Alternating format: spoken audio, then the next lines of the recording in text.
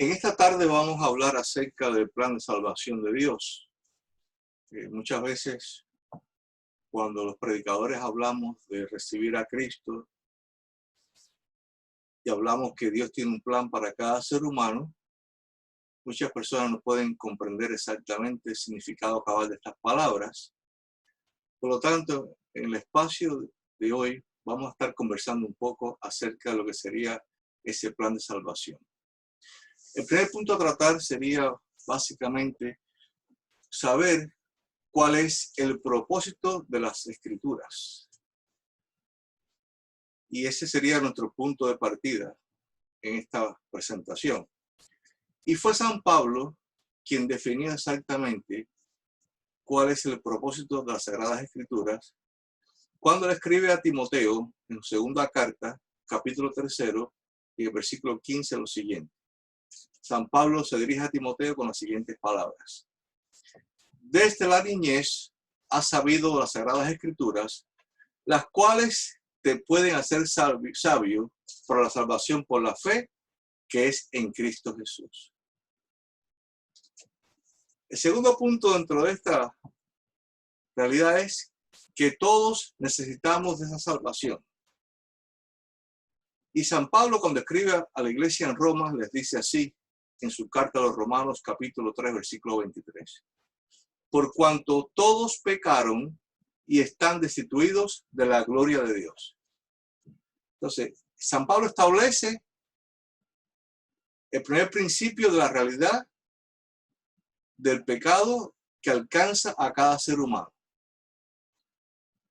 El rey David, en el Salmo 51, dice, en pecado me concibió mi madre.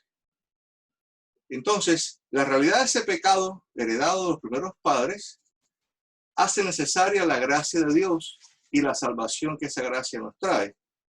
Y esta salvación que Dios nos concede se expone con un lenguaje extremadamente hermoso y sencillo en ese pasaje que encontramos en San Juan capítulo 3 versículo 16, que dice así: de tal manera amó Dios al mundo que ha dado a su Hijo unigénito para que todo aquel que en él cree no se pierda, mas tenga vida eterna. Repito, de tal manera amó Dios al mundo que ha dado a su Hijo unigénito para que todo aquel que en él cree no se pierda, mas tenga vida eterna.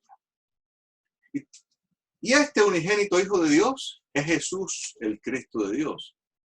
Y el propósito de su vida fue que él pudiera salvar a su pueblo del pecado, tal como el ángel había dicho a José. No temas recibir a María, dará a luz un hijo y llamará su nombre Jesús. Esto es Salvador, porque él salvará a su pueblo de sus pecados. Lo encontramos en el Evangelio según San Mateo, capítulo 1, versículo 21. Entonces aquí se establece que Jesús es el Mesías, el Cristo de Dios.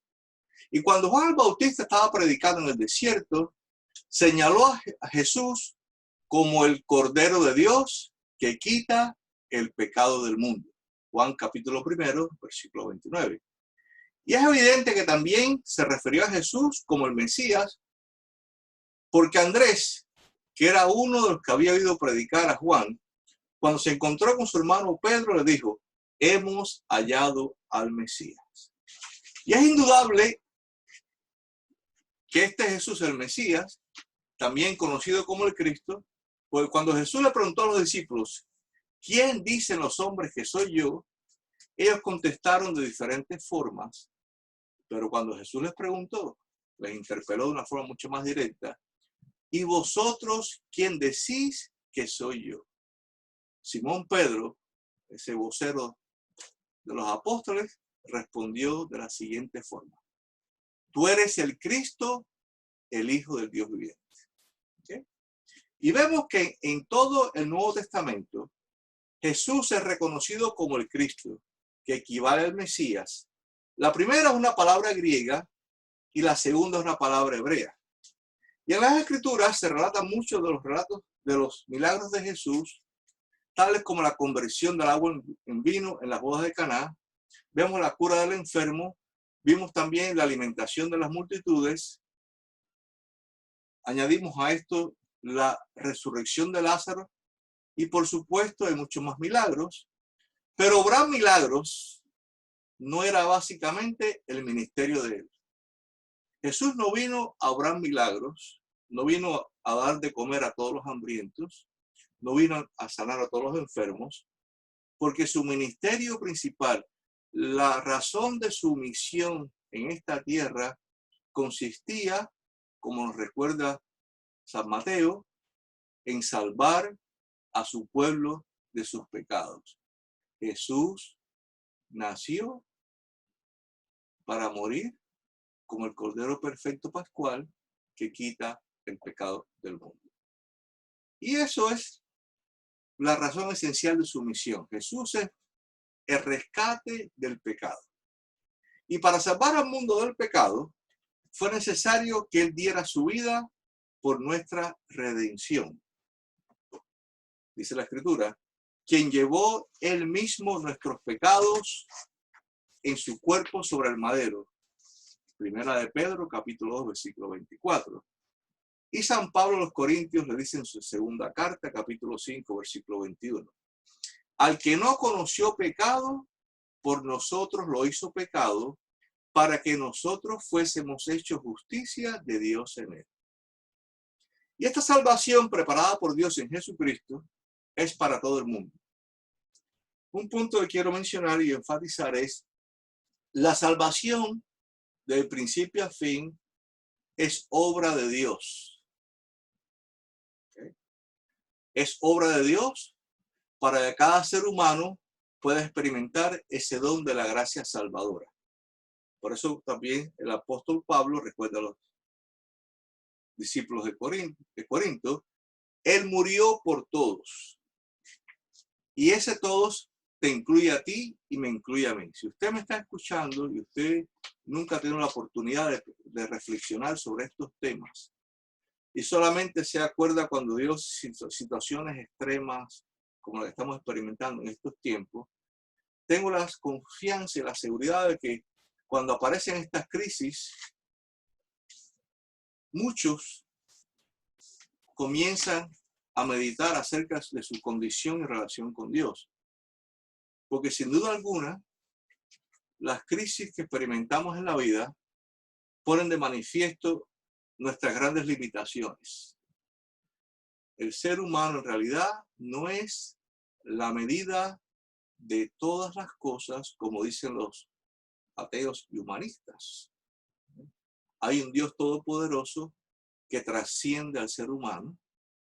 Hay un Dios todopoderoso que se hizo parte de la historia de la humanidad cuando se encarnó en la Virgen María y Jesús de Nazaret nació en medio de este pueblo judío. Por eso, cuando Jesús conversa con la samaritana, le dice, la salvación viene de los judíos. Y este Jesús de Nazaret, Cordero Pascual perfecto, que quita el pecado del mundo, murió por cada ser humano. Y te incluye a ti, me incluye a mí. Y sobre todo incluye a aquellos que piensan que no tienen necesidad alguna de esa salvación. No me canso de repetir que cuando nos creemos demasiado buenos, cuando creemos que somos demasiado justos o demasiado inteligentes y rechazamos la oferta de la gracia de Dios, entonces sencillamente estamos cancelando nuestra entrada a la vida eterna. Esta salvación de Dios también es un acto de misericordia, porque nos salvó no por obras, sino por su misericordia, nos dice también San Pablo en la carta a Tito. El ser humano no es contribuyente ni es protagonista en el plan de salvación de Dios. Nosotros no nos entregamos a Cristo. Nosotros no decidimos por Cristo. Dios, a raíz del pecado de los primeros padres, tomó la decisión de salvarnos. Por eso la primera promesa de salvación la encontramos en Génesis capítulo 3, versículo 15. Y la Biblia es la historia de nuestra salvación. Y aun cuando leemos el Antiguo Testamento, ahí también está incluida nuestra historia espiritual. Todo lo que encontramos en la Biblia, sencillamente, está relacionado con la salvación que recibimos en Cristo Jesús. Toda la Escritura tiene como centro fundamental a Jesucristo y a la historia de la salvación. Entonces, reafirmando una vez más, esta salvación de Dios es un acto de su infinita gracia y misericordia. Y es lo que enfatiza San Pablo. Nos salvó no por obras, sino por su misericordia. Y la salvación, entonces, es un don de Dios al hombre, un don inmerecido, un regalo de la gracia divina. Y Pablo, muy entendedor de estos misterios, escribe en su carta a los Efesios, capítulo 2, versículo 8, la salvación es un don de Dios. Por gracia sois salvos por medio de la fe, y esto no de vosotros, pues es don, regalo de Dios. Y esto implica que la salvación no se puede ganar, obtener por medio de las obras. Y en esa misma porción de la Escritura, San Pablo dice en versículo 9 del capítulo 2, no por obras para que nadie se gloríe. Y es muy típico pensar que nosotros tenemos, debemos o podemos ganarnos la salvación. Eso es muy propio de nuestra cultura, de nuestras enseñanzas que hemos recibido en diferentes maneras. Y la realidad es que la Biblia descarta la acción de las obras como camino de salvación. Las obras se convierten entonces, después de que la fe ha entrado en nuestras vidas, como una evidencia de que somos salvos. Pero la Escritura es muy clara cuando dice que la salvación no se puede obtener por medio de las obras. Y San Pablo es muy claro y enfático en esta segunda carta a los Efesios. No por obras para que nadie se gloríe. No importa de qué tipo de obras usted está pensando, usted solamente puede ser salvo por la gracia de Dios mediante la fe en Cristo Jesús. Y después que usted ya puede entender que es un ser humano perdonado por esa gracia maravillosa de Dios, gracia por la cual Dios pagó un tremendo precio, entonces obramos a favor del prójimo, unidos a Dios por la fe en Cristo y al prójimo en el amor. Y ese amor se expresa entonces por medio de las obras que hacemos a favor de ese prójimo. La salvación básicamente es por la fe. Solamente mediante la fe recibimos la salvación. Y las palabras que se le dicen al carcelero de Filipo en Hechos capítulo 16, versículo 31. Cree en el Señor Jesucristo y serás salvo tú y tu casa. No dice obra, tienes que hacer esto o aquello, tienes que dejar de hacer X cosas, o tienes que comenzar a asistir al templo, o tienes que ponerte de rodillas para orar. No, no, no. Ahí no existe nada de eso. La declaración es muy clara. Cree en el Señor Jesucristo y serás salvo tú y tu casa. Y esta salvación, hermanos y hermanas queridas, debe ser proclamada a todo el mundo, en todo el mundo. Por eso, al final del Evangelio según San Mateo, en el capítulo 28, comenzando en el versículo 18, Jesús nos dice, o dijo a sus discípulos de antaño y a nosotros los discípulos de hoy, que fueran por el mundo y predicaran el Evangelio, llamando mediante la predicación al arrepentimiento y a la fe. Con estas palabras, ir por todo el mundo y predicar el Evangelio a toda criatura. ¿Okay? El que creyere y fuere bautizado será salvo, mas el que no creyere será condenado. Eso lo encontramos en Marcos 16, 15 al 16. Pero cuando leemos el final del capítulo 28 del Evangelio según San Mateo, tenemos la misma declaración. Dios nos envía al mundo y por todo el mundo predicando el Evangelio. No nos dice, quédense en la iglesia a esperar que la gente llegue, con un cartelito bonito que dice que el servicio comienza a las 8:30 de la mañana o a las 5 de la tarde. No, no. Nos manda a salir de la comodidad de nuestro hogar, de nuestra iglesia, de nuestra oficina, a predicar el evangelio. Nos manda a bautizar. Nos manda a ser discípulos de todas las naciones mediante el bautismo. O sea, es una obra activa. El creyente es un misionero que ha sido enviado al mundo para compartir con otras personas el regalo de salvación y vida eterna que te hace creyente y que me hace a mí creyente. Entonces vemos también que en nuestra teología encontramos cómo Dios de diferentes maneras nos ofrece el perdón de los pecados. Por eso en nuestra teología sacramental no hablamos de sacramentos solamente, sino hablamos también de medios de la gracia divina.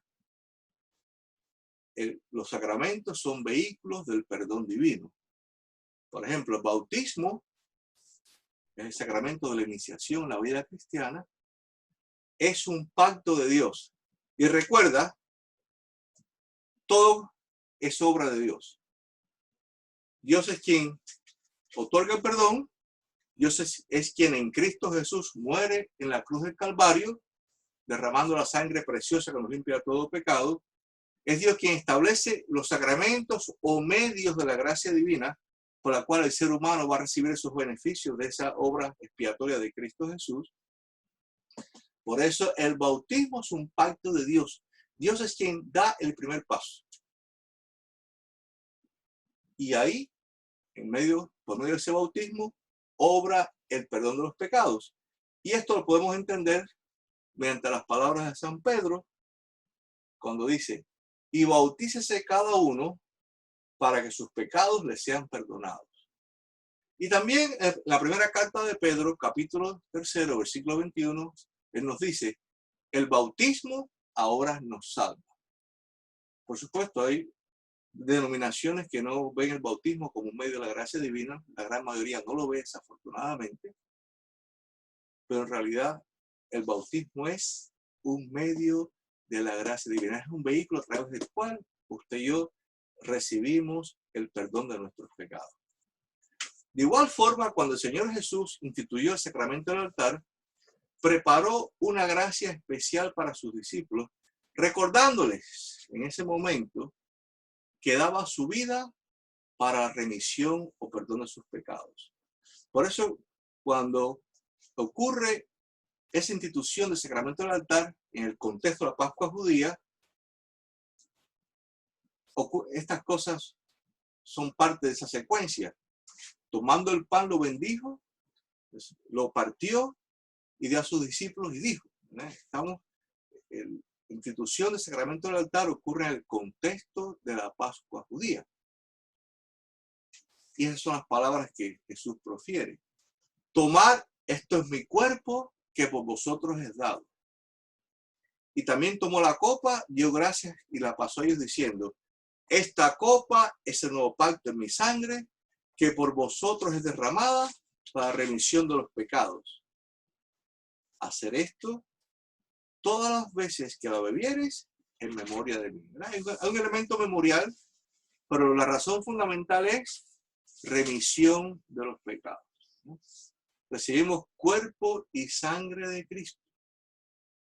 Y muchos dicen, bueno, significa, representa, y muchos han dicho, por eso desafortunadamente la iglesia protestante es una iglesia dividida, porque no hubo un entendimiento claro acerca de lo que representa y lo que significa el sacramento del altar.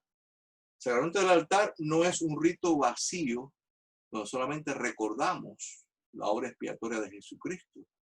No solamente recordamos que su cuerpo y su sangre fueron entregadas para el perdón de nuestros pecados, sino que a través de ese acto, Jesús nos dice, este es mi cuerpo y esta es mi sangre, entregados por ti para el perdón de tus pecados. Y si creemos en estas palabras, tendremos entonces la vida eterna. El que cree en el Hijo, dice San Juan, tiene vida eterna.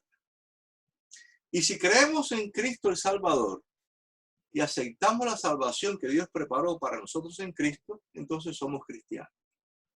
Y la vida que ahora vivimos es nuestra vida cristiana. ¿Verdad?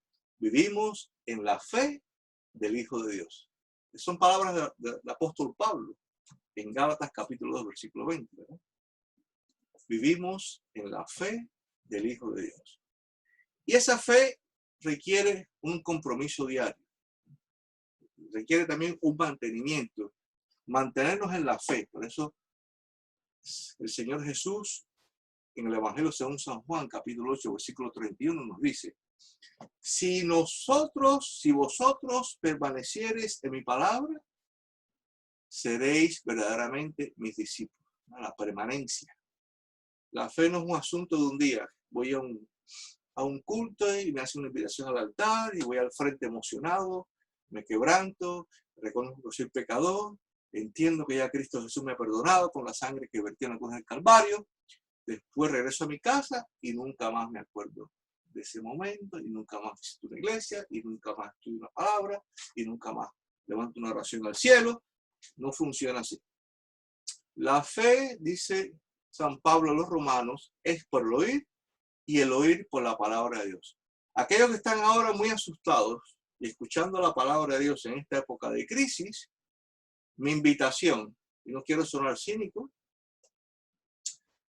mi invitación es que después que la crisis pase, después que su vida continúe a un nivel de normalidad, cualquiera que este sea, evidentemente muchas cosas van a cambiar. Nuestra rutina diaria va a ser diferente en muchas maneras. Después que este momento de crisis pase y usted se sienta bendecido porque Dios lo ha cuidado en este proceso, entonces, por favor, trate de incorporarse a una iglesia donde le enseña la palabra. Trate de ser parte de una comunidad de fe local. Trate de continuar creciendo en esa fe, en esa esperanza en Cristo. Porque esta crisis del COVID-19 no es la última crisis que vamos a experimentar en nuestra vida. Todavía, si Cristo no llega antes, tendremos que enfrentarnos a la crisis del final de nuestros días. La muerte. Y esa crisis es una experiencia extremadamente democrática, porque nos puede tocar a todos. Podemos morir en cualquier momento, es la realidad. Y aunque a muchas personas no les gusta pensar en la muerte es una realidad que nos acecha diariamente. Jocosamente se decía en mi país, la única condición para morirse es estar vivo. Y usted y yo hoy estamos vivos por la gracia de Dios. La vida es un regalo de Dios, yo lo creo así. Por eso no creo en el aborto. Estamos vivos por la gracia del Señor en este día, nuevo día de vida que tenemos. Y Dios quiere que usted continúe viviendo después de esa muerte física que usted pueda tener con una relación personal. Y el momento de llegar a esa realidad, de esa relación personal con Dios en Cristo, es hoy. Hoy es el día de entender que usted es un ser humano pecador o pecadora y que solamente mediante la sangre de Cristo Jesús aplicada a su vida, usted puede ser completamente perdonado o perdonada. Solamente mediante la fe en Cristo, usted puede vivir bajo el gozo de la promesa de la vida eterna. Porque Jesucristo es el único camino al Padre. Y sus palabras son enfáticas. Fueron las palabras del Evangelio de este quinto domingo de la Pascua, que fue el domingo pasado. Yo soy el camino, la verdad y la vida. Nadie viene al Padre si no es por mí. Y es la razón por la cual predicamos el mensaje, enseñamos, porque sabemos y creemos y vivimos bajo la convicción de que Jesucristo es el único camino de salvación que el ser humano tiene. Y aún que usted se pueda encontrar imperfecto, y aun cuando su vida personal haya sido un desastre total, aun cuando usted no haya sido fiel a su familia, a su esposa, en la condición que usted haya vivido una vida de esclavitud bajo el pecado, no hay pecado que esté fuera de la gracia de Dios, aparte del pecado de la incredulidad.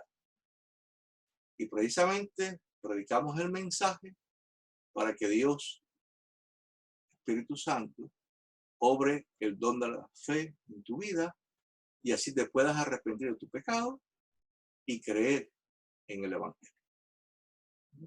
Recordemos que nuestra vida nunca es perfecta. Por eso San Juan, en su primera carta, dice lo siguiente: si decimos que no tenemos pecado, nos engañamos a nosotros mismos y la verdad no está en nosotros. Por ello, hermanos y hermanas queridas, tenemos que restituirnos a Él una y otra vez para recibir la gracia de Dios. Porque Cristo Jesús ha prometido: al que a mí viene, no le echo fuera. Y el Señor en verdad ha sido extremadamente misericordioso para con nosotros, proveyendo para nuestra salvación y revelándola en su santa palabra.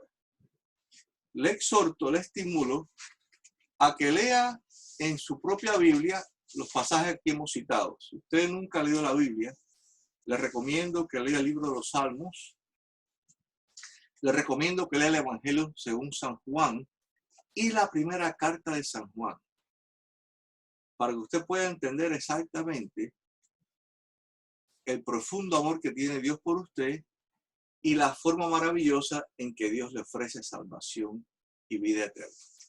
Cuando usted escuche este mensaje, ¿verdad?, le invito a decir esta oración.